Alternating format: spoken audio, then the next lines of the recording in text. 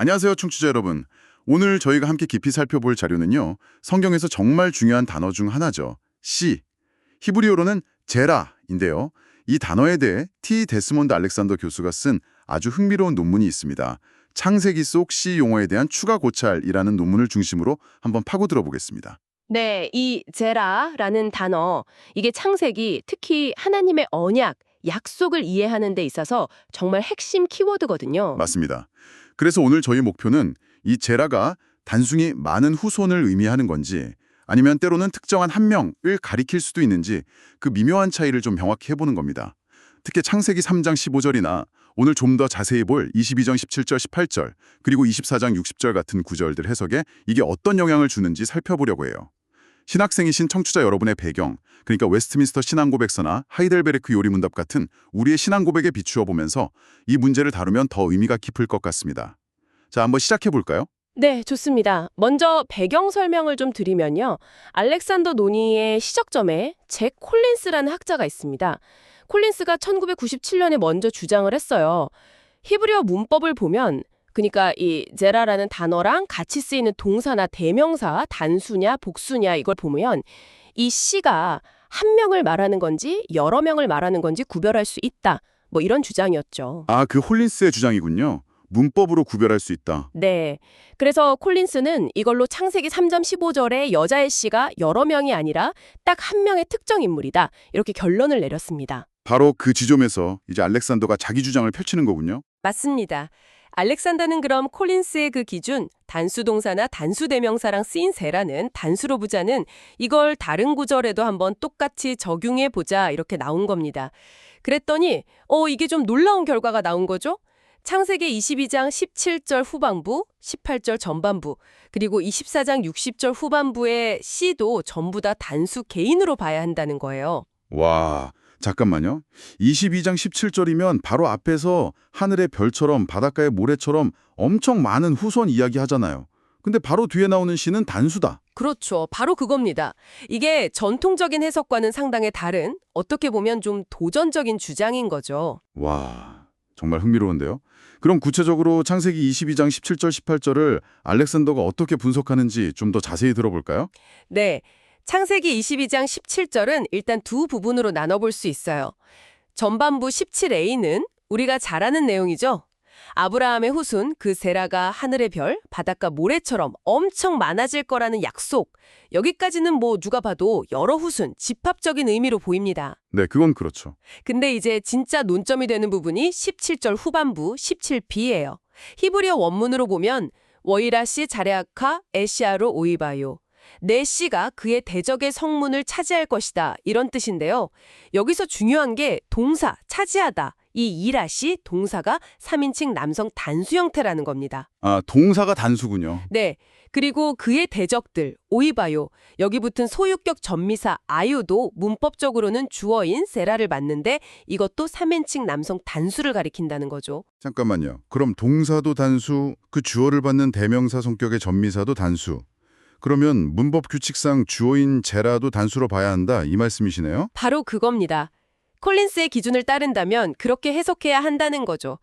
그래서 몇몇 번역본들이 그들의 대적, their enemies라고 번역한 건 사실 원문의 단수 형태를 좀 무시하고 전통적인 해석을 따른 거다. 이렇게 알렉산더는 지적하는 거고요. 알렉산더가 그 문장 구조, 그러니까 17a랑 17b를 연결하는 방식에도 주목한다고요? 와우 계속법이 아니라는 점. 네, 그것도 흥미로운 지적입니다. 17b가 보통 이야기 이어갈 때 쓰는 와우 계속법 형태가 아니라 그냥 접속사 와우, 와와유, 다음에 미완료 동사 이라시가 오는 구조거든요. 알렉산더는 이게 혹시 17a의 그 많은 후손들하고 17b의 대적을 이기는 학명 사이에 뭔가 의도적인 구별, 초점의 변화를 나타내는 문법적 장치일 수도 있다. 이렇게 보는 겁니다. 약간 강조하는 느낌으로요. 그렇군요. 뭔가 딱 분리해서 그리고 내 씨, 바로 그 한 명, 이런 느낌일 수도 있겠네요. 그럼 이 해석이 바로 다음 18절, 내 씨로 말미암아 천나 만민이 복을 받으리니 이 약속과는 어떻게 연결되나요? 네, 그게 정말 중요한 연결고리죠. 창세기 22장 18절 전반부 18a는 히브리어로 워힛바로쿠 베자르카 콜 고이의 하레츠인데요. 알렉산더의 논리대로라면 바로 앞 17b의 씨를 단수로 봤으니까 특별히 다른 말이 없는 한 여기서 내 씨로 말미암아 할 때의 씨, 베자르카, 또 당연히 단수로 봐야 한다는 겁니다. 아, 이게 맞다면 그 의미는 정말 엄청나죠. 천하 만민이 복을 받는 통로가 아브라함의 그냥 모든 후손이 아니고 그의 후손 중에 딱 한 명, 그 특정한 씨를 통해서라는 의미가 되니까요. 와, 이건 정말 보통 생각하던 거랑 완전히 다른 해석인데요. 근데 이게 문법 분석만으로는 좀 약하게 느껴질 수도 있을 것 같아요. 알렉산더가 혹시 다른 근거도 제시하나요? 네, 여기서 아주 결정적인 증거를 하나 가져옵니다. 바로 시편 72편이에요. 아, 시편 72편? 네, 시편 72편 17절을 보면요. 왜 이트 바르크보 콜고임 이런 구절이 있습니다. 모든 민족들이 그 힘으로 말미암아 복을 받으리라는 뜻인데 창세기 22장 18절에 내 씨로 말미암아 복을 받는다는 표현하고 거의 똑같잖아요. 오, 정말 비슷하네요. 그로 말미암아, 내 씨로 말미암아. 그렇죠. 근데 이 유사성이 왜 중요하냐면 시편 72편은 누가 봐도 이상적인 왕, 단 한 명의 왕적인 인물에 대한 노래거든요. 뭐 솔로몬을 염두에 뒀을 수도 있지만 그 내용은 솔로몬을 훨씬 뛰어넘는 그런 위대한 통치자잖아요.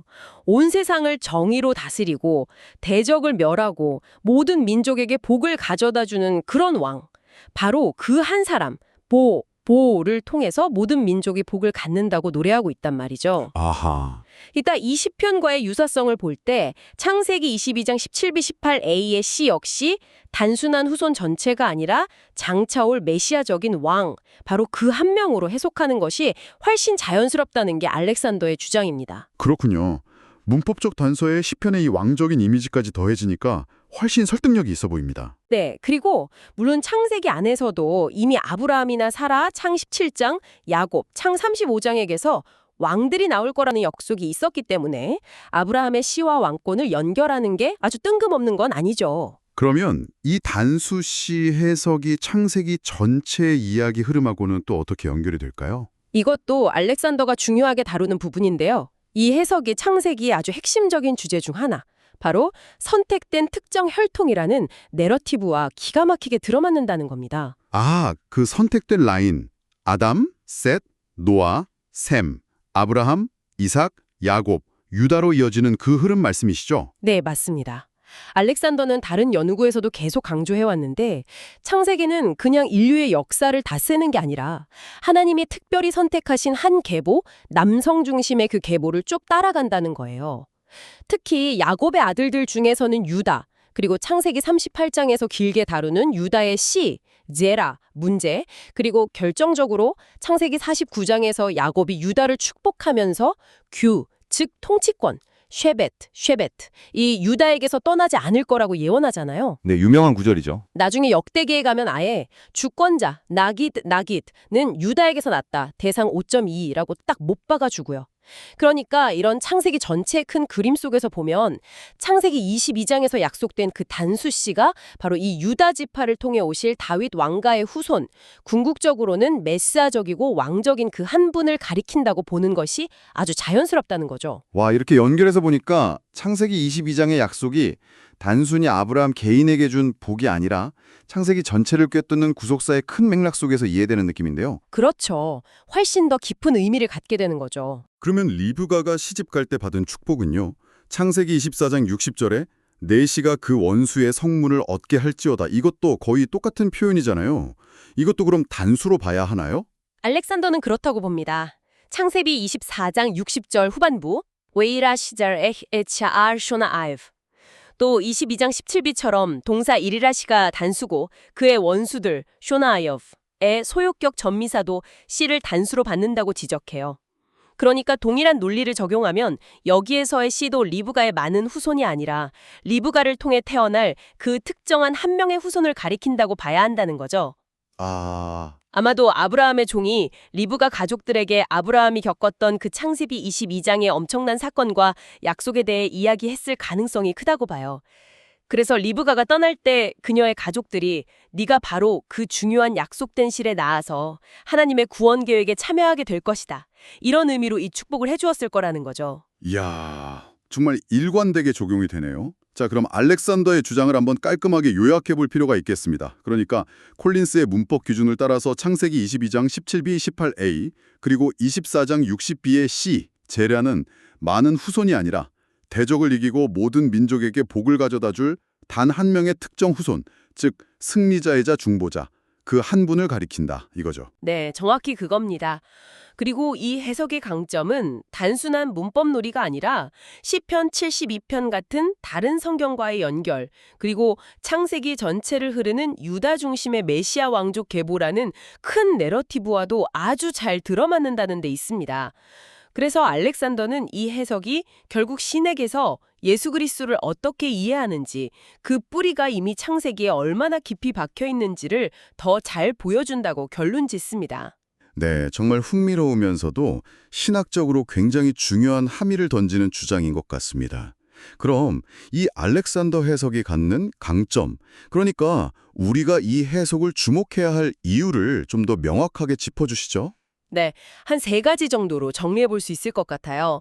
첫째는 말씀드렸듯이 구문 분석의 엄밀성입니다. 콜린스가 제기한 문법적 문제를 그냥 넘기지 않고 그걸 다른 본문에도 일관되게 적용해 보려는 시도 자체가 중요하죠. 전통적인 해석에 안주하지 않고 원문을 더 깊이 보려는 노력, 이건 우리가 본받아야 할 자세라고 생각합니다. 네, 원문에 충실하려는 자세, 중요하죠. 둘째는 정경적 연결성입니다. 창세기 22장의 약속을 그냥 그 시대 이야기로만 끝내는 게 아니라 시편 72편 같은 후대의 메시아 본문과 직접 연결시키잖아요.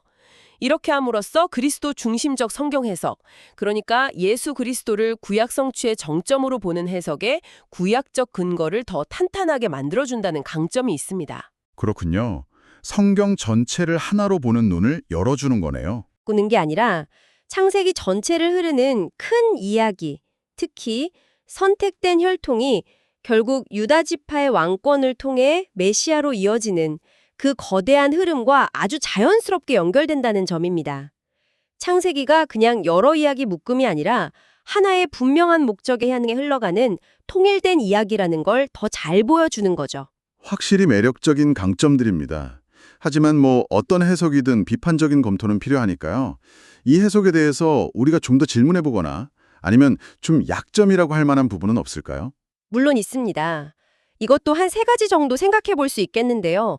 첫째는 구문 해석 자체의 한계 가능성입니다. 알렉산더 본인도 인정하듯이 콜린스가 제시한 그 단수 동사 대명사 이꼴 단수시라는 공식 자체가 혹시 너무 단순하거나 절대적인 규칙이 아닐 수도 있다는 거죠. 그러니까 제라의 의미를 결정하는데 문법적 수일치가 항상 결정적일까? 다른 문맥적 요인이 더 중요할 수도 있지 않을까? 이런 질문을 던져볼 수 있습니다. 이건 계속 연구가 필요한 부분이겠죠. 네, 문법이 전부는 아닐 수도 있다. 둘째는 문맥과의 긴장 문제입니다. 아무리 그래도 바로 앞 22.17a에서 별처럼, 모래처럼 많은 후손 얘기를 했는데 바로 다음 절 17b에서 갑자기 그 C가 딱 한 명으로 의미가 확 바뀐다는 게 조금 부자연스럽게 느껴질 수도 있다는 거죠. 알렉산더가 제시한 문법 구조, 와우 계속법 아닌 구조가 반드시 그런 의미 전환을 의도한 것인지에 대해서도 좀 더 논의가 필요해 보이고요. 듣는 사람이 그걸 그렇게 명확하게 구분해서 들었을까 하는 의문도 좀 들 수 있죠. 하긴 같은 문맥 안에서 의미가 확 바뀌는 게 좀 어색할 수도 있겠네요. 네. 마지막 셋째는 과도한 해석 혹은 후대 사상 투영의 위험성입니다. 시편 72편 같은 후대의 왕정시대나 메시아 사상을 너무 강하게 창세기 22장이라는 훨씬 이른 시대의 본문에 이렇게 투영해서 읽는 것 아니냐는 비판이 있을 수 있습니다. 물론 창세기 17장, 35장의 왕언급이 있긴 하지만 그래도 혹시 후대의 발전을 너무 앞당겨서 해석하는 건 아닌지 이런 점은 좀 신중하게 생각해 볼 필요가 있습니다. 그렇군요. 강점도 뚜렷하지만 동시에 우리가 더 고민해봐야 할 지점들도 분명히 있다는 말씀이시네요. 균형 잡힌 시각 감사합니다. 자, 그럼 이제 제일 중요한 부분일 수 있는데요. 이 놀이가 신학생이신 우리 청취자분들의 실제 목회 현장이나 성경 연구, 설교 준비에는 어떤 도움을 줄 수 있을까요? 목회적 적용점을 좀 짚어주시죠. 네, 이것도 세 가지로 정리해 볼 수 있겠습니다. 첫째는 해석학적 정밀성의 중요성을 다시 한번 일깨워 준다는 점입니다. 우리가 성경을 해석하고 가르칠 때 원어, 특히 히브리어나 헬라어 문법과 구문에 대한 세심한 주의가 얼마나 중요한지를 보여주는 좋은 예시죠. 그냥 한글 번역만 봐서는 놓치기 쉬운 단수 동사 이라슈나 단수 전미사 같은 작은 디테일이 사실은 이렇게 큰 신학적 함의를 가질 수 있다는 것.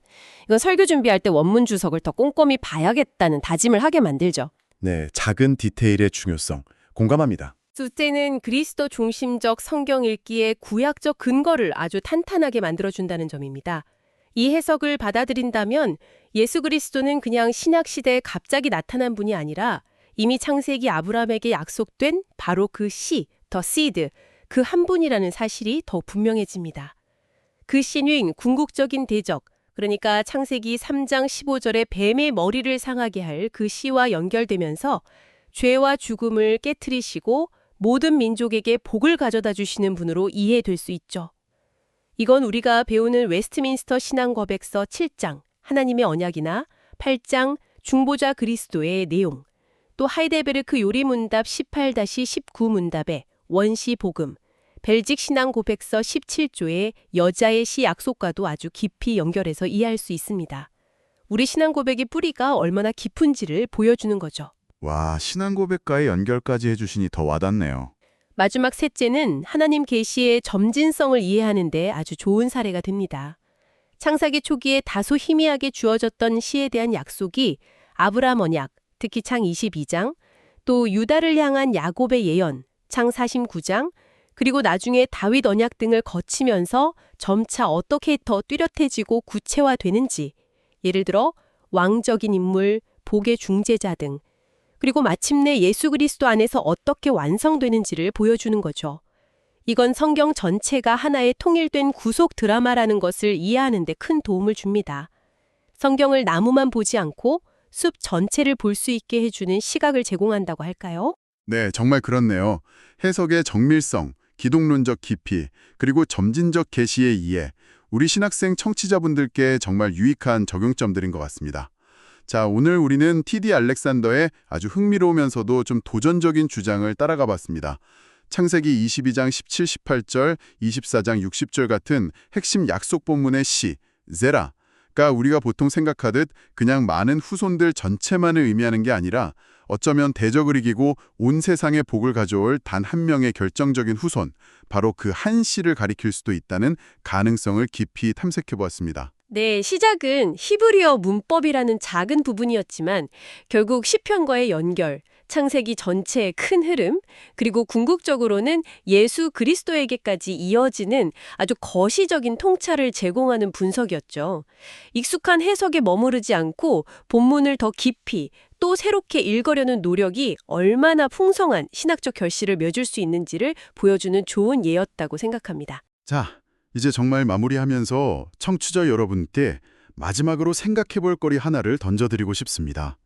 오늘 우리가 살펴본 알렉산더의 분석은 주로 창세기가 추적하는 그 선택된 혈통을 아담부터 시작해서 셋, 노아, 셈, 아브라함, 이삭, 야곱, 유다, 베레스로 이어지는 남성 계보에 초점을 맞추었잖아요. 그렇다면 이 중요한 약속의 혈통이 끊어지지 않고 이어지는 과정에서 아주 결정적인 역할을 했던 여성들이 있습니다. 예를 들어 언약의 어머니라 할 수 있는 사라, 또 오늘 본문 24장 60절에서 직접 씨에 대한 축복을 받은 리브가, 어쩌면 끊어질 뻔했던 유다의 가문을 이었던 다말, 그리고 다윗 왕가의 계보에 들어간 이방 여인 룻 같은 인물들 말입니다. 이 여성들의 역할과 그들의 이야기를 함께 고려해 볼 때 하나님께서 그분의 씨에 대한 약속을 역사를 통해 얼마나 신실하게, 또 때로는 얼마나 우리의 예상을 뛰어넘는 놀라운 방식으로 이루어 가시는지에 대한 우리의 이해가 혹시 더 깊어지고 풍성해질 수 있지 않을까 한 번쯤 깊이 묵상해 보시면 좋겠습니다. 네, 오늘 저희가 준비한 깊이 있는 자료 분석은 여기까지입니다. 끝까지 함께해 주셔서 정말 감사합니다.